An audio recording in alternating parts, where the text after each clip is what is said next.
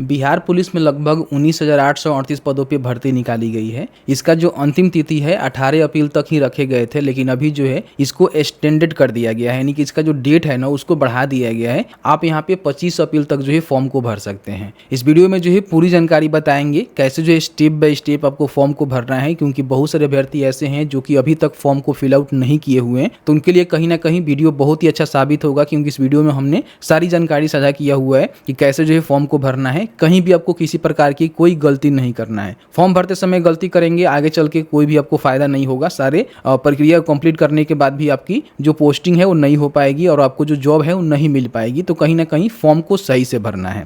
कैसे फॉर्म भरना है पूरी जानकारी बताएंगे, लेकिन उससे पहले आपको बता दें कि बहुत सारे अभ्यर्थी ऐसे हैं जो कि वीडियो को शुरू से अंत तक लेकर नहीं देखते हैं। तो प्लीज वीडियो को शुरू से अंत तक लेकर देखा करिए, क्योंकि देखिए आधा अधूरा जानकारी सही नहीं होता है। इसलिए वीडियो को शुरू से अंत तक लेकर देखेंगे तो सभी जानकारी आपको मिल पाएगा। उसके बाद ही फॉर्म को भरिएगा तो बेहतर रहेगा। चलिए आज का वीडियो शुरू करते हैं। इससे पहले सीएसपीसी के द्वारा आधिकारिक तौर पे यहाँ पे नोटिस जारी करके बता दिया गया है कि विज्ञापन संख्या 1/2025 के तहत जो बिहार पुलिस कांस्टेबल के पदों पे भर्ती निकाली गई है उसका फॉर्म जो है 18 अप्रैल तक भरे जाने वाला था, लेकिन इसको जो है विस्तारित करके अब यहाँ पे 25 अप्रैल तक कर दिया गया है। 25 अप्रैल रात्रि 12 बजे तक जो है फॉर्म को आप यहाँ पे भर सकते हैं। फॉर्म भरने के लिए सबसे पहले शिक्षा बिंदु पे आपको आना होगा। ओपन करेंगे, यहाँ पे लेटेस्ट जॉब्स में आपको देखने को मिल जाएगा बिहार पुलिस वैकेंसी, ठीक है, या फिर कांस्टेबल भर्ती, दोनों का मतलब सेम ही होता है। दोनों में कोई एक पोस्ट को ओपन कर लीजिएगा, ठीक है। सभी जानकारी को आप यहाँ पे चेकआउट कर सकते हैं। हालांकि इससे पहले मैंने बताया ही था कि आप इंटरमीडिएट पास हैं।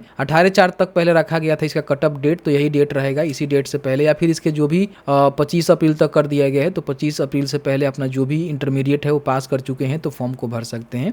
18 वर्ष आपका कम से कम जो है उम्र होनी चाहिए, किसी भी कैटेगरी से आते हैं। बाकी अपर एज आप यहाँ पे कैटेगरी वाइज देख सकते हैं कि कौन से कैटेगरी में जो है कितना यहाँ पे अपर एज है। बाकी यहाँ पे अपना जो भी ऊंचाई वगैरह वगैरह है उसको चेकआउट कर सकते हैं। सामान्य बीसी के लिए कम से कम 185 सेंटीमीटर होनी चाहिए, 165 सेंटीमीटर, और 81 से लेकर 86 सेंटीमीटर के बीच में आपका जो छाती है ना वो होनी चाहिए। ईबीसी के लिए 160 और SC/ST के लिए भी 160 है, यहाँ पे कम से कम सेंटीमीटर होनी चाहिए। और यहाँ पे चेस्ट भी आप देख लेंगे। महिला के लिए कम से कम 155 सेंटीमीटर होनी चाहिए। इनकी छाती की मापी नहीं होती है, लेकिन इनका वजन जो है 48 किलोग्राम से कम नहीं होनी चाहिए, ठीक है।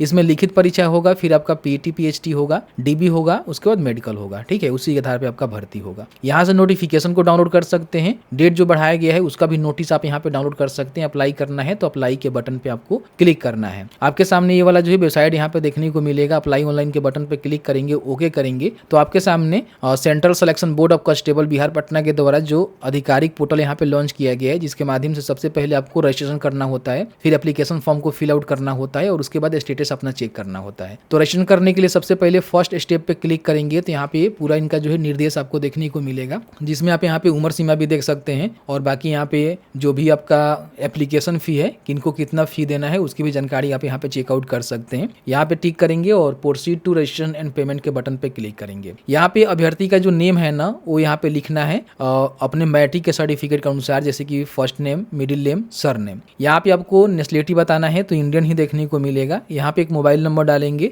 ईमेल ID यहाँ पे दर्ज करेंगे। अगर आप बिहार से हैं तो यस करेंगे, बिहार से नहीं है तो नो करेंगे। तो सीधे आप जनरल कोटा में जाएंगे, किसी प्रकार की कोई भी रिजर्वेशन का बेनिफिट आपको देखने को नहीं मिलेगा। लेकिन अब बिहार से हैं यस करेंगे तो यहाँ पे अपना जेंडर बताएंगे कि मेल है कि फीमेल है। फीमेल भी ट्रांसजेंडर भी फॉर्म भर सकती हैं, ठीक है। उसके बाद यहाँ पे अपना जो भी रिजर्वेशन कैटेगरी है, आप किस कैटेगरी से आते हैं। अगर आप SC/ST से हैं तो अपना जाति प्रमाण पत्र जरूर बनवा कर रख लेंगे। और बाकी BC हैं तो 8 लाख से कम आय है तो बिहार से जो NCL बनता है उसको बना लीजिएगा। EWS है तो EWS आपको बनवानी है, ठीक है।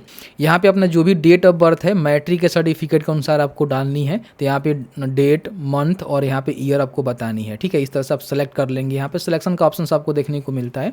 उसके बाद अगर आप होमगार्ड में सर्विस दे रहे हैं तो आप यहाँ पे बता सकते हैं कि कब से दे रहे हैं, आपका होमगार्ड नंबर क्या है। नहीं तो यहाँ पे नो करेंगे, प्रोसीड के बटन पे आपको क्लिक करना है। आपने जो भी जानकारी फिल आउट किया हुआ है पूरी जानकारी यहाँ पे आपको देखने को मिलेगा, जिसको एक बार चेकआउट कर लीजिएगा। आपको लगता है कि इसमें किसी प्रकार की करेक्शन की आवश्यकता है तो यहाँ पे एडिट एप्लीकेंट डिटेल्स के बटन पर क्लिक करके एडिट कर सकते हैं। लेकिन आपको लगता है कि सभी जानकारी सही है तो यहाँ पे टिक करना है, कैप्चा को फिल करना है और मेक पेमेंट के बटन पे आपको क्लिक करना है। आपके सामने इनका जो भी पेमेंट गेटवे है खुल के आ जाता है, जहाँ पे आप debit card, credit card, SBI corporate credit card, internet banking, UPI में जैसे कि फोन पे, गूगल पे, पेटीएम, व्हाट्सएप पे, भीम UPI, जिससे भी पेमेंट करना चाहते हैं बड़ी आसानी से यहाँ पे पेमेंट को कंप्लीट करेंगे फ्रेंड। तो आप देखेंगे यहाँ पे आपका जो रजिस्ट्रेशन है ना वो कंफर्म हो जाता है। इसका मतलब ये है कि आपने जो रजिस्ट्रेशन यहाँ पे कंफर्म कर लिया हो। टू डाउनलोड पेमेंट रिसिप्ट के बटन पे क्लिक करके अपना जो रिसिप्ट है ना उसको डाउनलोड करके रख लीजिएगा। अब यहाँ पे आपको जो है एप्लीकेशन फॉर्म को जो है फिल आउट करना है, तो प्रोसीड फिल एप्लीकेशन फॉर्म के बटन पे क्लिक करना होगा। फिर से यहाँ पे जो इंस्ट्रक्शन दिए जाएंगे, जिसको चाहे तो आप पढ़ सकते हैं। इसमें सभी जानकारी बताई जाती है कि फोटो सिग्नेचर किस तरह से अपलोड करना है, आगे हम बताने वाले हैं। Proceed to fill application form के बटन पे क्लिक करेंगे। यहाँ पे जो है पोस्ट का प्रेफरेंस आपको देना है। तो इसमें देखेंगे 2 प्रकार का पोस्ट होता है, बिहार पुलिस और साथ ही साथ बिहार स्पेशल जो आर्मेड पुलिस होते हैं, ये वाला भी पोस्ट इसमें रहता है। तो जो आपको फर्स्ट में प्रेफरेंस देना है, जैसे कि बिहार पुलिस का ही दीजिएगा, बेहतर रहेगा। और सेकंड में आप चाहें तो इसको दे सकते हैं, या फिर आप अपने हिसाब से इसका जो प्रेफरेंस है वो दे सकते हैं। सबसे पहले फर्स्ट वाला जो है प्रेफरेंस आपको दिया जाएगा, फर्स्ट में नहीं मिलता है तो फिर सेकंड में भी आपको ये पोस्ट मिल सकता है। उसके बाद यहाँ पे अपना जो भी फादर का नेम है वो आपको लिखना है, मदर का नेम यहाँ पे टाइप करना है, अपना जो भी मैरिटल स्टेटस है वो बताना है कि मैरिड हुआ है कि नहीं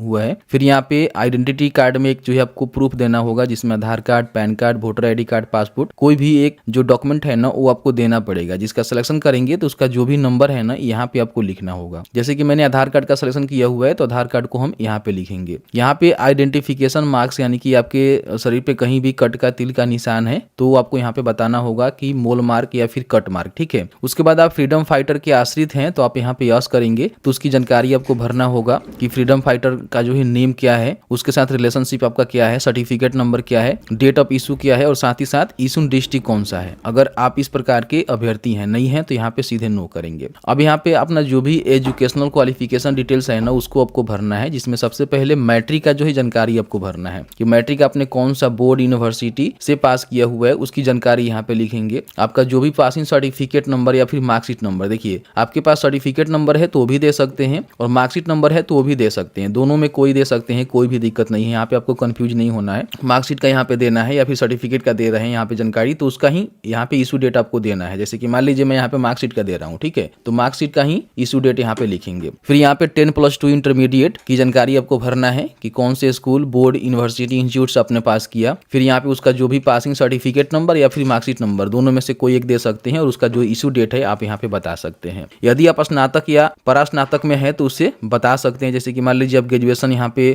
मान लीजिए किए हुए हैं तो उसकी जानकारी यहाँ पे बता सकते हैं, या फिर पोस्ट ग्रेजुएशन आपने किया होगा तो वो भी आप बता सकते हैं। हालांकि ये ऑप्शनल है, अगर आपके पास है तो दे सकते हैं, नहीं है तो छोड़ सकते हैं, कोई भी दिक्कत नहीं है, ठीक है। उसके बाद यहाँ पे अपना जो एड्रेस डिटेल्स है ना इसको आपको फिल आउट करना है। यहाँ पे देखेंगे जो भी हाउस, फ्लैट या फिर प्लॉट नंबर आपका है तो बता सकते हैं, नहीं है तो एने कर सकते हैं, नोट एप्लीकेबल, ठीक है। उसके बाद यहाँ पे अपना जो भी स्ट्रीट, मोहल्ला है उसको लिखेंगे। कोई लैंडमार्क है आपके, मान लीजिए घर के आसपास कोई स्कूल हो सकता है, कोई बड़ी इमारत वगैरह वगैरह हो सकता है तो लैंडमार्क में आप बता सकते हैं। विलेज, टाउन यहाँ पे लिखेंगे, पोस्ट ऑफिस यहाँ पे लिखेंगे, अपना स्टेट का सिलेक्शन जो है यहाँ से करेंगे। फिर यहाँ पे डिस्ट्रिक्ट का सिलेक्शन करेंगे, कौन से डिस्ट्रिक्ट अंतर्गत आते हैं। फिर यहाँ पे अपना एरिया का जो पिन कोड है ना वो आपको टाइप करना होगा। अगर आपका मान लीजिए यहाँ पे परमानेंट एड्रेस और जो आपका क्रॉसपेंडेंस एड्रेस है दोनों सेम है तो आप यहाँ पे टिक करेंगे, दोनों सेम हो जाएगा। अलग अलग है तो आपको अलग अलग भरनी है। उसके बाद यहाँ पे क्रिमिनल केस की जानकारी आपको देनी होती है कि कभी भी आपको UPSC, SSC या फिर इस प्रकार के जो भी भर्ती होता है उससे डिवाइडेड तो नहीं किया गया है, यानी कि निकाला तो नहीं गया है, तो यहाँ पे आपको सीधे नो करना है। अगर आपके ऊपर किसी प्रकार की FIR है या फिर क्रिमिनल केसेस है तो आप बता सकते हैं, नहीं तो यहाँ पे नो करेंगे।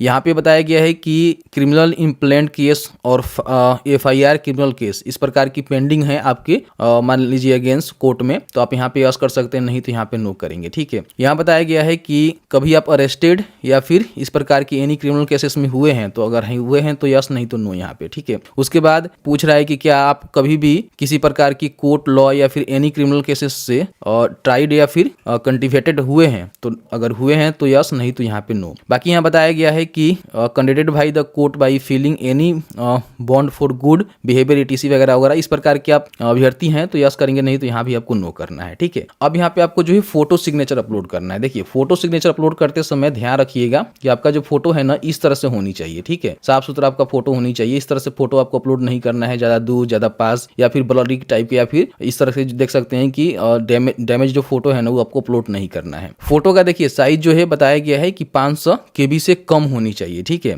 और आपका जो फोटोग्राफ होनी चाहिए बताया गया है कि 2 मंथ से ज़्यादा पुराना नहीं होनी चाहिए, ठीक है। और पासपोर्ट साइज जो फोटोग्राफ होता है ना वो यहाँ पे होनी चाहिए, ठीक है। बाकी यहाँ बताया गया है कि फोकस एंड क्लियर जो गुड क्वालिटी होता है आपके फोटो में होनी चाहिए, JPG में होनी चाहिए। और ये बताया गया है कि आपका जो है फोटो यहाँ पे क्लियर मतलब विजिबल होनी चाहिए, ठीक है। जैसे कि आप कई लोग क्या करते हैं ना कि अननेसेसरी चीज पहन के फोटो क्लिक करवाते हैं, तो उस प्रकार का जो है आपको काम नहीं करना है। इन बातों को विशेष रूप से ध्यान रखेंगे। और फोटो का जो साइज है ना बड़ी आसानी से बना सकते हैं। देखिए फोटो का साइज बनाने के लिए आपको सर्च करना है IM Resizer। आपके सामने ये वाला जो है वेबसाइट देखने को मिलेगा, ओपन कर लीजिएगा। यहाँ से फोटो का जो है सिलेक्शन आपको कर लेना है। इस तरह से फोटो जो है आपको देखने को मिलेगा। यहाँ पे देखिए डायमेंशन तो नहीं बताया गया है, लेकिन यहाँ पे साइज आप क्या करिएगा ना कि जैसे कि 500 से कम मांगा हुआ है तो हम यहाँ पे 250 डाल देते हैं, ठीक है। और इसको यहाँ पे डाउनलोड के बटन पे क्लिक करके इस तरह से डाउनलोड कर लीजिएगा। देखिए 2 से 43 KB में हो गया। अब यहाँ पे आने के बाद क्या करना है कि आपको जो है अपलोड करना है, ठीक है। तो यहाँ पे चूज फाइल के बटन पे क्लिक करिएगा तो इस तरह से आपका जो फोटो है ना यहाँ पे अपलोड हो जाता है, कोई भी दिक्कत नहीं होता है, ठीक है। उसके बाद यहाँ पे जो है इंग्लिश में सिग्नेचर आपको अपलोड करना है और यहाँ पे हिंदी में बताया गया है कि आपको जो है व्हाइट पेपर पे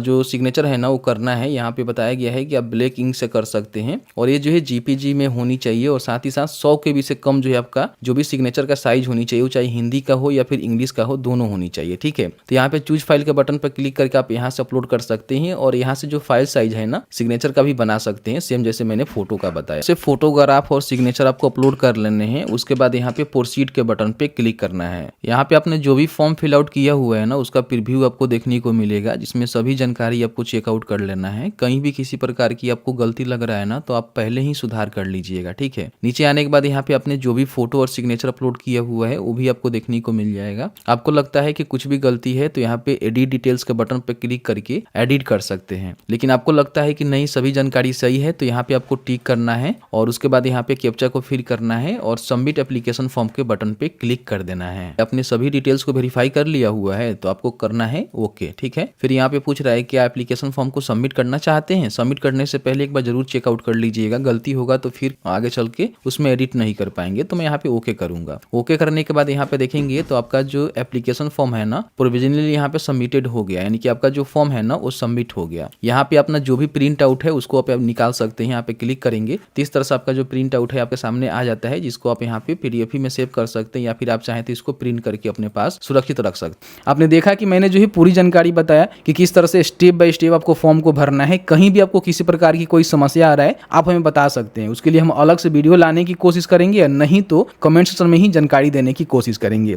तो बस आज की इस वीडियो में इतना ही। वीडियो थोड़ा सा भी अच्छा लगा है तो प्लीज़ वीडियो को लाइक जरूर करेंगे।